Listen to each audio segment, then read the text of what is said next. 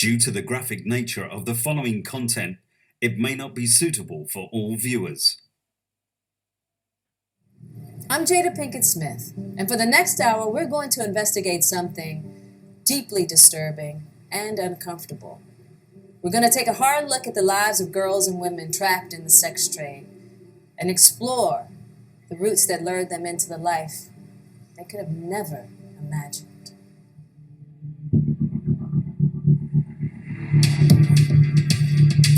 Human trafficking is the second most lucrative crime in the world, second only to narcotics trafficking.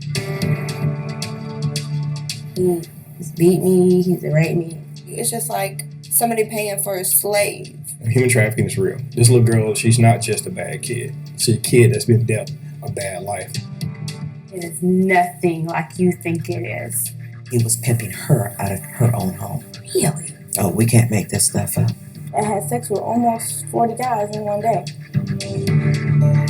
As a mother, as a human being, this is something that is simply unacceptable. I want to show you traffickers, girls affected, and the people fighting back against modern-day slavery.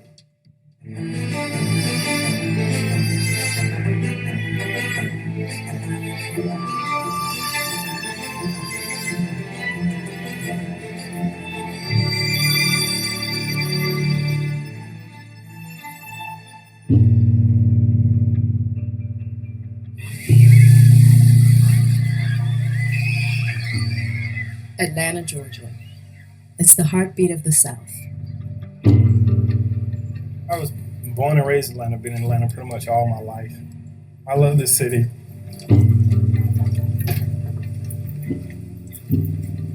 It's just a local agency. Sergeant Tori Kennedy runs the Internet Crimes Against Children Division. Hey, Sarge. It's late spring. The search begins with ads like these. They use words like fresh, petite, and open 24 hours. Yeah, I've got the ads in there. Kennedy's team identifies the ads that look suspicious. I mean, she looks really young on here, really young on there. She's really young. Exactly. The Vice Squad sets up the sting. Undercover agents arrange, quote, dates with the girls.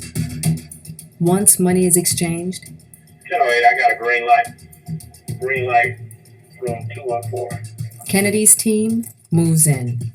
We usually roll in and go directly to the room, assess the situation, interview the victim or the child or whoever it may be. There's a female with some gray, like stretchy spandex pants, no black shirt. 9mm. Showing right now, where the kid is showing that it's stolen. Kennedy's first priority, assessing the age of the victim. We're out here to save kids. That's our number one goal.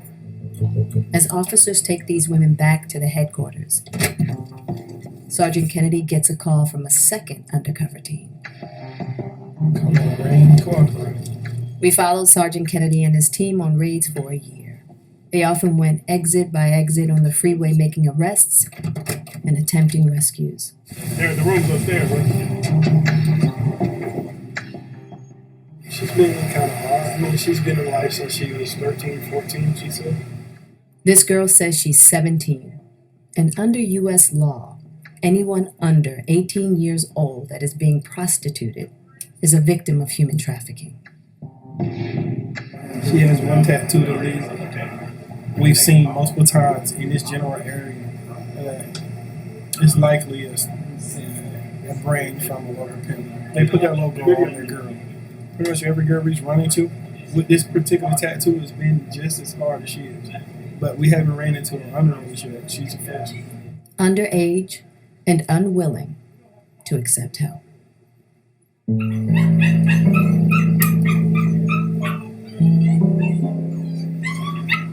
We want to treat her as a victim real bad. That's not what she wants. For Sergeant Kennedy, a father of 3, it's heartbreaking. We can grant leniency on her if she's willing to accept going into a safe house. But she simply refuses, outright refuses to do it.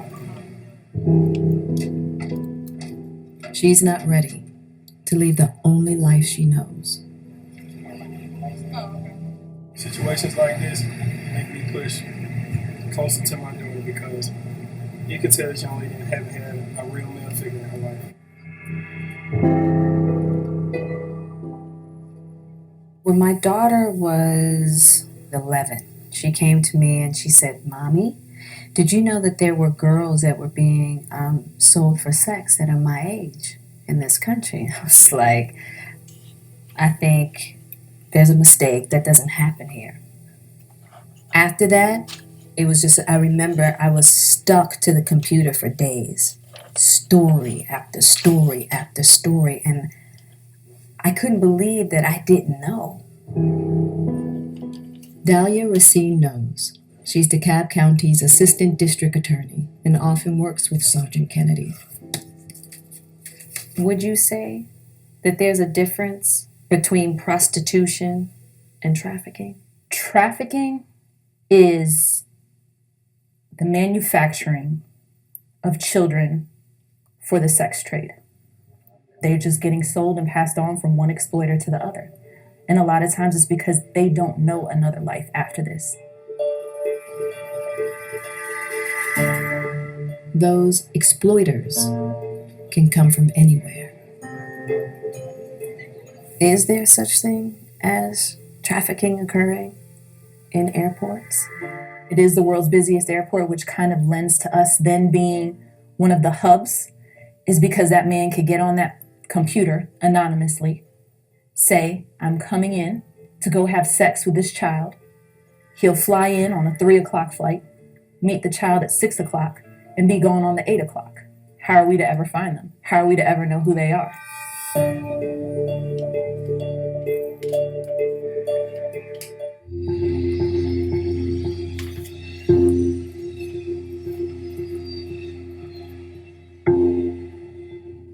I think people feel like there are other people that come from other parts of the world through the airports that constitutes for trafficking, that we're like a pit stop and then they go somewhere else. No.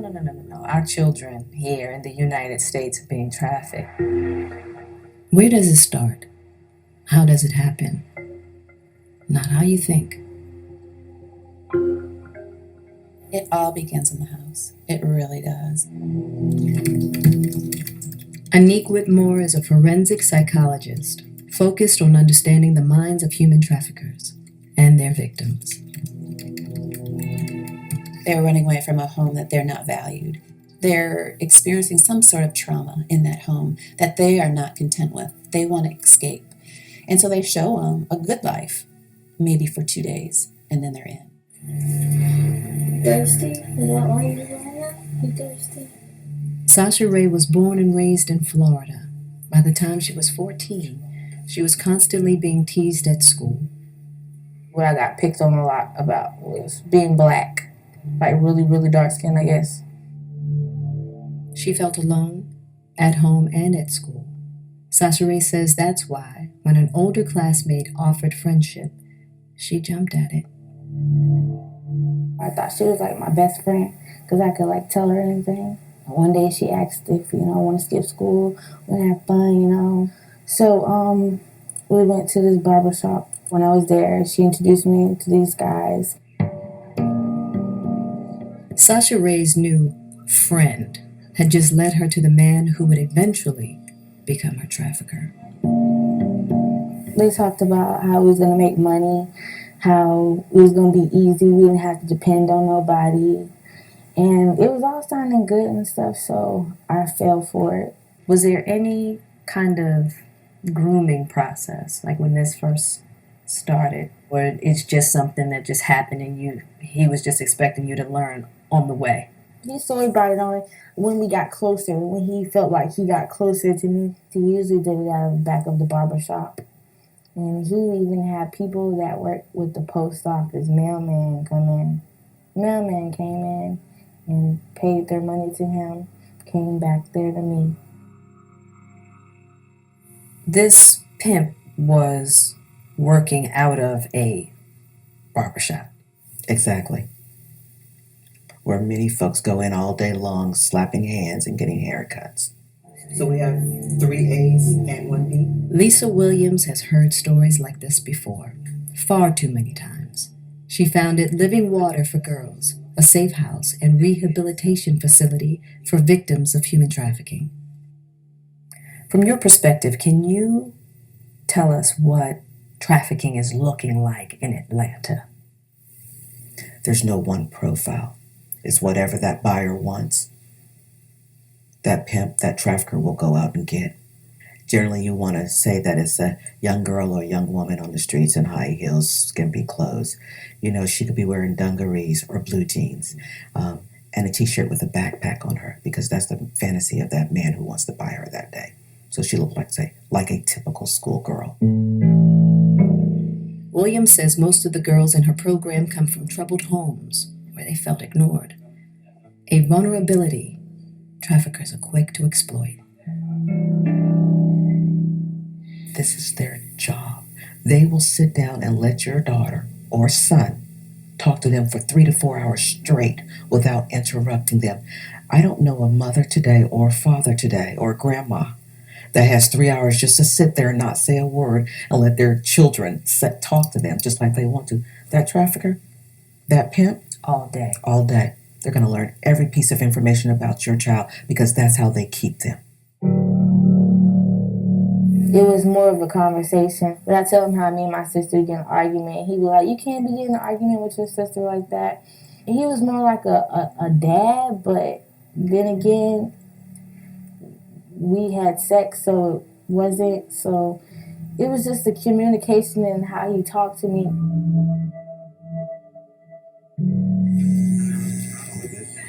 After gaining her trust, the trafficker began asking her for favors.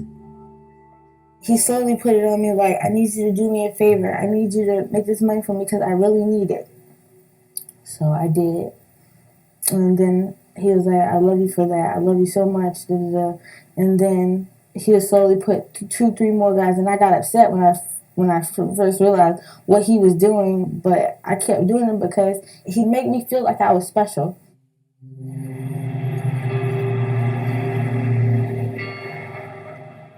Night after night, dozens of men, one right after the other. Mostly on the weekends, we go to hotels and they'll have sex with me, drugged up and slobbing on me.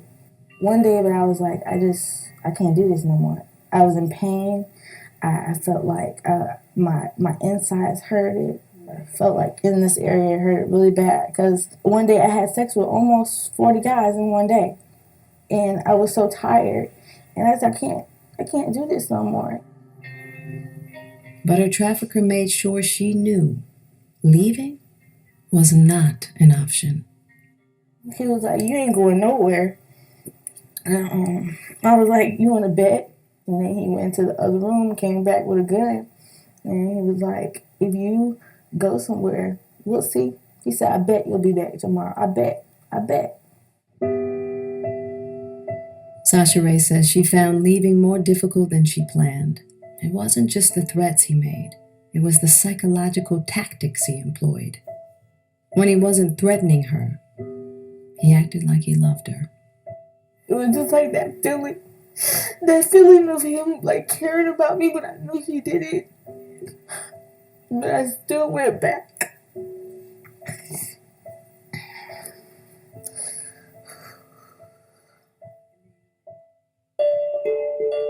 When we come back, what starts as dancing for dollar bills I wanted to be that independent chick. turns into My boss comes running up and he's, telling me, you've got John 1, John 2, John 3.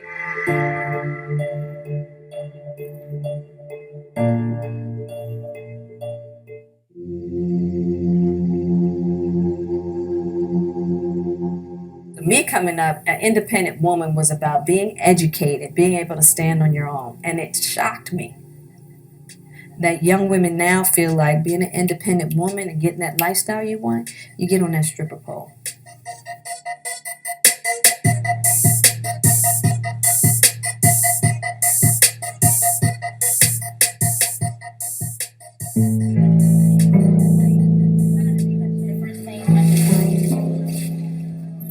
There are more than 4,000 clubs like this in America. Young girls, adult women, any night of the week you can find them here. Just ask Casey McClure.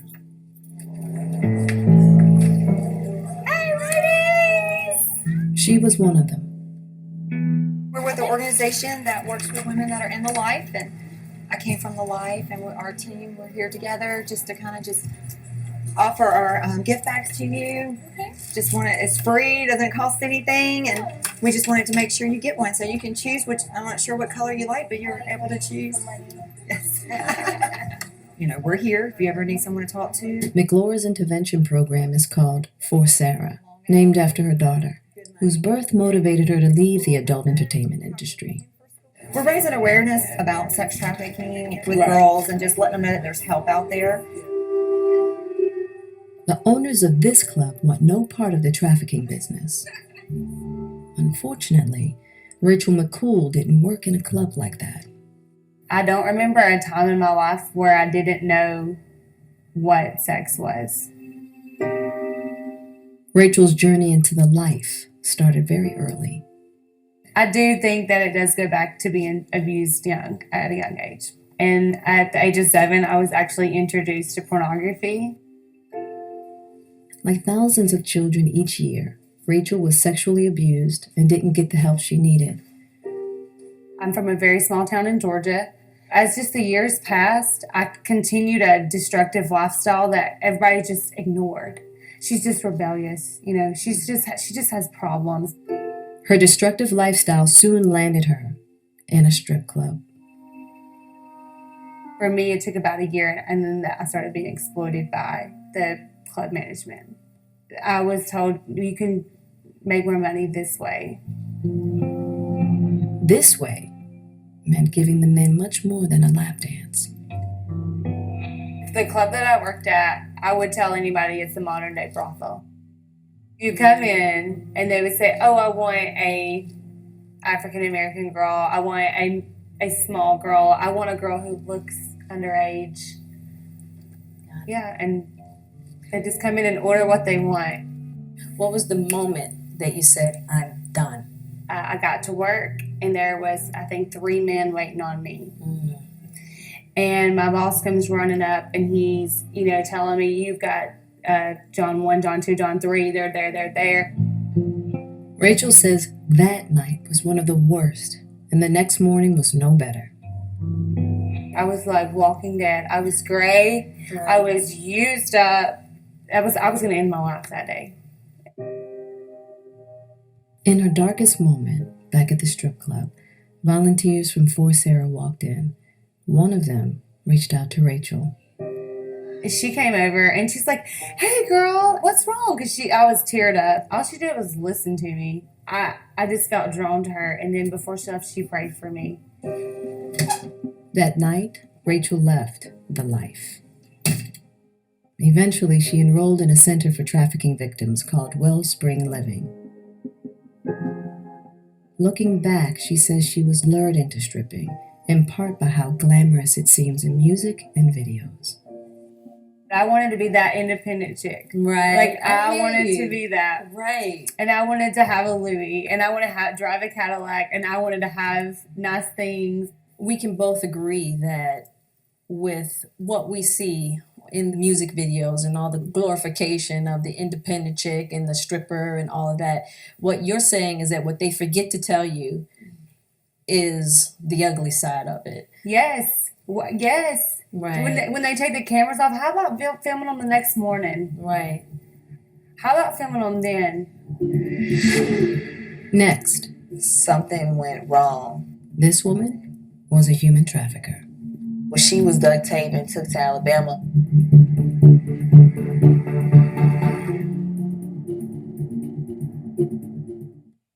Due to the graphic nature of the following content, it may not be suitable for all viewers.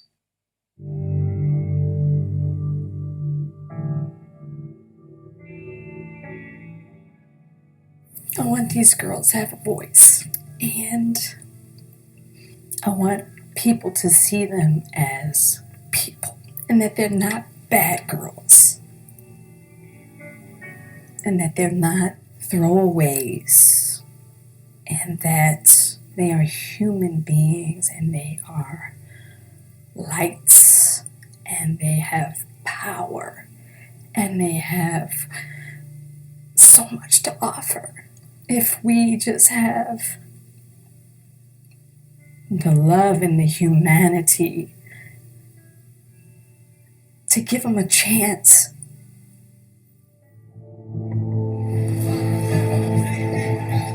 The unwritten rules of the streets can be as bewildering as they are brutal.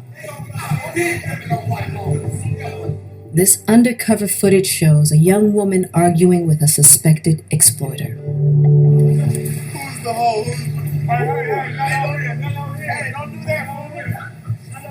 Other men sense her weakness and surround her. According to Rebecca, a trafficking survivor, a girl can be taken as property simply by making eye contact with one of these men. If you look at him, you can be taken from who you're with, and he can't do anything about it because you looked at another person. On this night, this woman made it to safety. But so many others do not. It's happening every day, every neighborhood, every socioeconomic status. These guys trade women like kids trade baseball cards.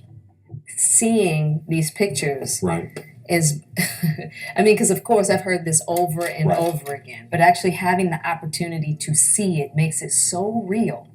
I mean, he's taking their bags, putting it in the car, you coming with me. Coming with them to any place that clients are waiting and willing to pay for sex. One of the places they utilized was a field where a woman serviced over 50 men in a field. And people can say, well, nobody chooses to do that. Right. Victims are often tricked into doing these things. It's not done on the demise, hey, come work for me. No. Hey, I'm a young, aspiring talent scout. You're beautiful. I like to shoot you and pass it on to some of my colleagues and see where we go from there. Sergeant Kennedy's heard it all. You know, they go by many names now, not just pimp or the trafficker, the boyfriend, talent scout, model, agent, whatever.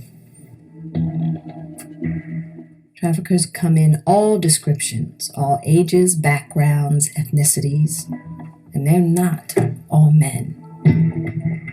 Truth be told, she was actually involved in the recruitment of these girls. Kennedy is talking about this woman. We'll call her Katrina. She served 4 years in federal prison for trafficking other women. Katrina's path started with selling herself.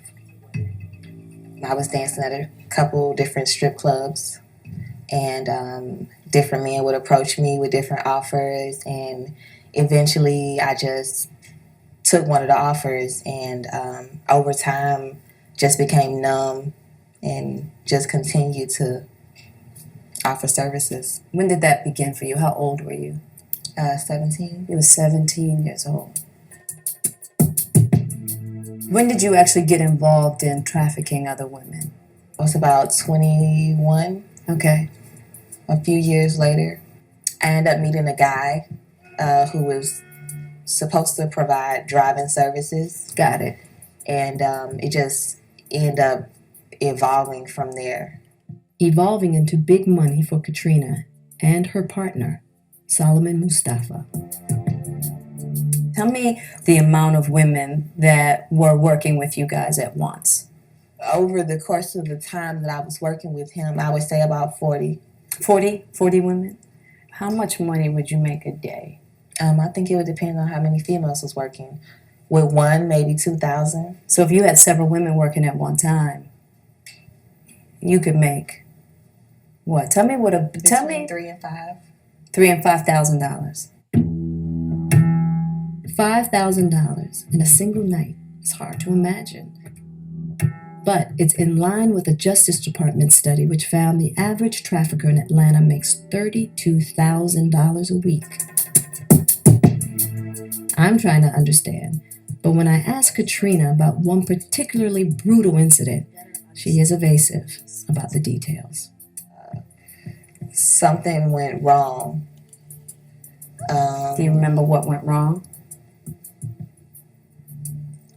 I remember. I want to say something. Maybe she said something or gave him a implication that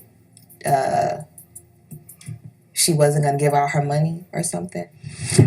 The woman testified that Katrina and Mustafa struck her in the face, locked her in the closet, and then took her to Alabama. She was duct taped and took to Alabama, and with no intentions of working, just intentions of, I guess, getting rid of her. You said no intentions of work and just intentions of getting rid of her? She was left alive but abandoned, helpless, like so many victims of trafficking. What would you tell young women right now? What could they do to protect themselves? Just not put themselves out there like that. Even something so simple as dancing at a club, as you think it's so simple. It's a breeding ground, and it's very tempting. I just wish I could have did something different. I wish I would have made different choices.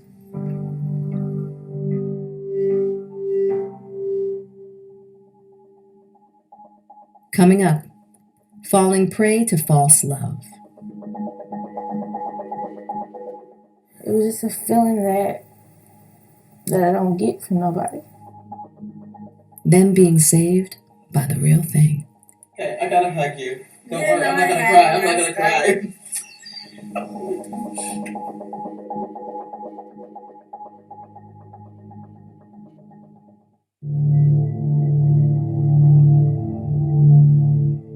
I always thank my mother. She was a single mom and she was young.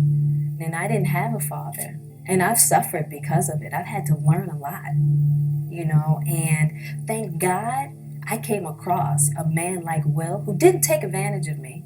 Because let me tell you something, when I look at these girls, I look at myself. I see myself. And that's, when I hear their stories, it affects me so much because I go, man, that could have been me. Man, that was me at one time. I know what that is. Sasha Ray's biological father abandoned her when she was young. I didn't meet my dad until I was about 14. I begged my mom if I could meet him, and she told me, before you meet him, you want to meet him so bad, I'm just letting you know, you might just be setting yourself up for a heartbreak. And that's exactly what I did. I set myself up for a heartbreak.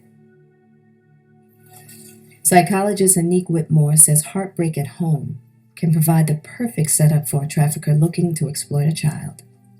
You become vulnerable because you're looking for attention. You're looking to feel fulfilled. And oftentimes, girls with low self-esteem use their body to attract that. Broken and hurting, they're easy prey. They run. And it may not be far, it may be to the corner. Well, that's where this person is waiting. They're lurking in the background, waiting for this vulnerable child to come and say, you don't want to be there? Come with me. I'll love you. I'll do your nails. I'll find you clothes. I'll show you what you are probably desiring. And that's the exact tactic Sasha Ray's exploiter used on her. It was just the feeling I kind of got from him that I wasn't getting from no one else. What was that feeling? What did he make you feel like? It was a love feeling from, I guess, a man.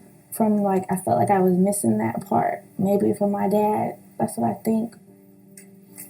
It made me feel like somebody really did care.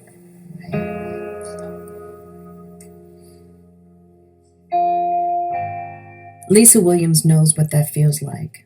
Now she runs a safe house for trafficking victims, but as a girl, her parents paid her little attention.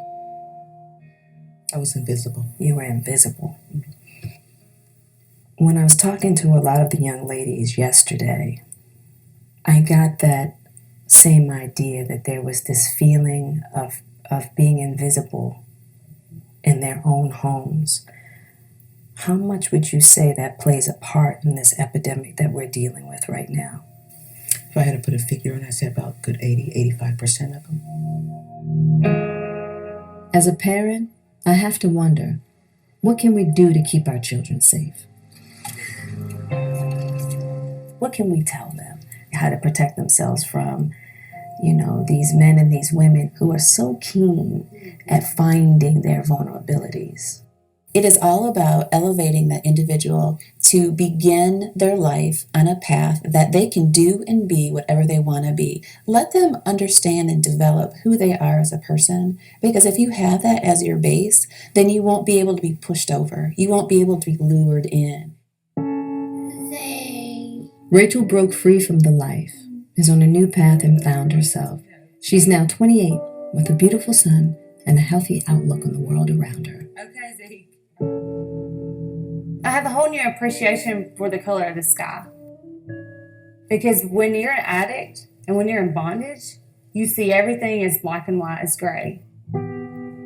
I didn't see the beauty of this world, this world we're living in. Yeah, there's a lot of hurt, and I understand that too, but there's a lot of beauty, and there's a lot of freedom. I don't believe you actually kept the box. Get out of Dodge. Sometimes it takes a perfect stranger to break the bonds of your past. This whole thing was actually my birthday gift. Lisa Williams reached Sasha Ray by sending her a special gift. Okay, I gotta hug you. Don't worry, I'm not gonna cry. I'm not gonna cry. You sent her a birthday gift without even having met her yet. Yeah. That said, hello, beautiful. I had to, because she is, first and foremost. Absolutely. It seems as though nobody had told her. I sent her that gift because she wrote me a letter. She says, I researched you and I looked at all the programs here and I saw your face and I thought you could help me and you would know what it would take. So I figured she was that bold to write me a letter directly in her own handwriting. Wow. That I had to answer back. We started to write letters to one another. And then she said, will I ever get to see you? And just so happened that day I showed up where she was.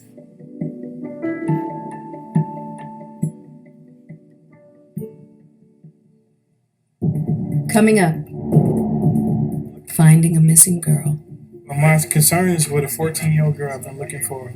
Ooh, does she have red hair? Before it's too late. Send uniform to the back. Yeah, police search warrant.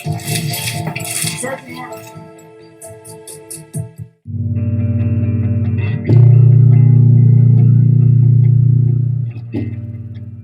We are becoming more aware of this epidemic and becoming more aware of what is needed to uproot it. But once again, now we as citizens of America, we all have a part to play in this. And we all have to take responsibility. And it starts in our homes and it starts in our communities.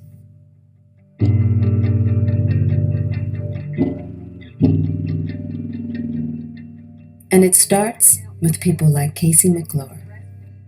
So this area right here, there's normally girls walking the street around this area. In January 2015, she led a tour of some of Atlanta's trafficking hotspots, and Georgia lawmakers saw for themselves.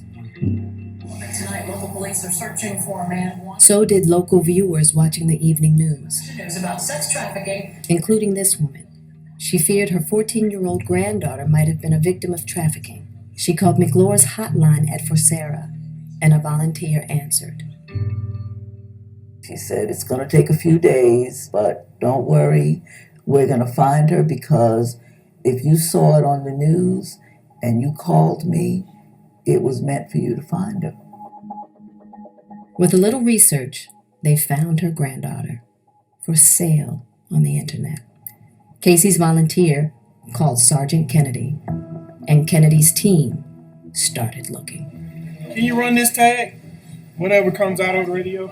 They soon suspect a local trafficking ring may be involved. Black males and one heavy-set black female with long hair. That's them. That's both the males and the female. And the criminal male we saw earlier, and one of them had short hair, one of them had gray. They track the suspects to a local bar. Okay, go ahead and put your hand behind your back for me. And lace your fingers. No. Don't get on the ground. Stand up, my man. Stand up. Don't do this. Whose purse is that? That's my purse. There's a gun in it. That's not my gun. My concern is with a 14-year-old girl I've been looking for. You can help me out a real lot. You can take a girl off the street. Ooh, does she have red hair? She might, yeah. This suspect appears to cooperate. That might be her. I think I did see her. Where? But she's vague on the details. It was last week in the apartments. I think that's what it was. Okay. Is that her? Next stop, Kennedy's team searches the house of one of the male suspects. Send uniform to the back. Yeah, police search warrant. Search warrant. But the 14-year-old is not there. It wasn't what we wanted with the girl, but the 3 guns off the street definitely confirmed that they knew the girl, definitely confirmed that she was in there.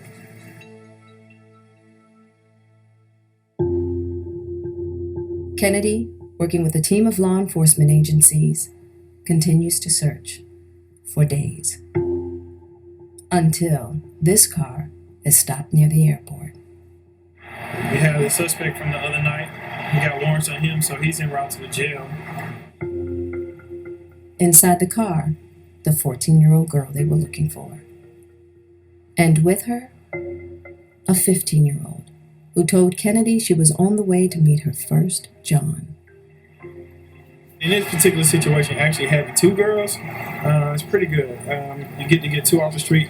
It's actually a welcoming feeling when you get the parents or the guardians involved, and that's the one thing you look for, to bring the child home and get the parents, say things.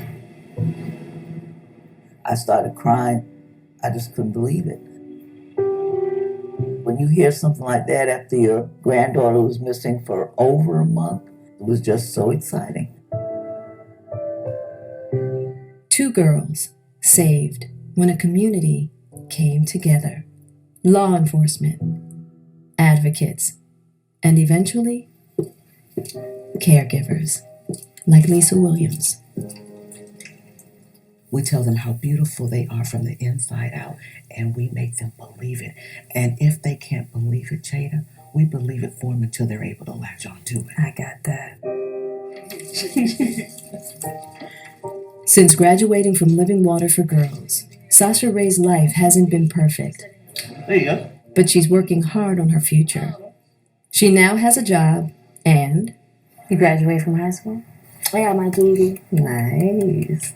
How'd you feel about accomplishing that? The first person I called was Miss Lisa. I was like, oh my gosh, I guess what? I graduated. And she was like, yes. And Sasha Ray knows she will have Lisa Williams behind her all the way. You said when you met Miss Lisa, you felt a love that felt better than that you felt from your explorer. What makes Miss Lisa's love better? Just her, when you walk into a room, you'll just feel, you could be mad, just mad to the world. When you walk into a room, she just brightens because her smile. She's, hey, beautiful. Just those words, really those words. Hey, beautiful. That just makes him dead to the situation.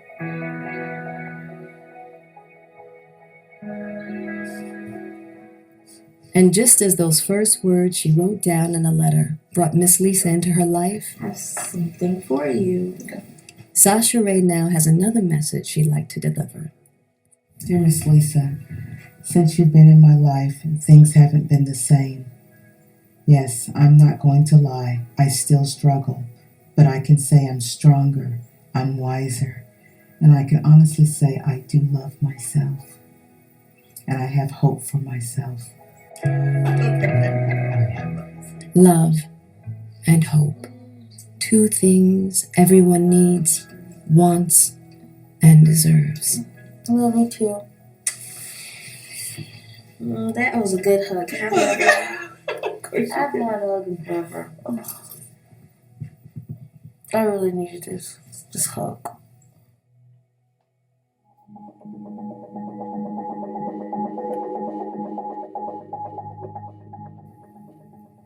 Johns, tricks, pimps, the words are all wrong. People who are exploiting teenage boys and girls aren't pimps. They're human traffickers. And the people who are having sex with children aren't Johns or tricks. They are child rapists, pedophiles. So we should call them what they are. So you ask, what can you do? Well, you can talk to your kids about human trafficking.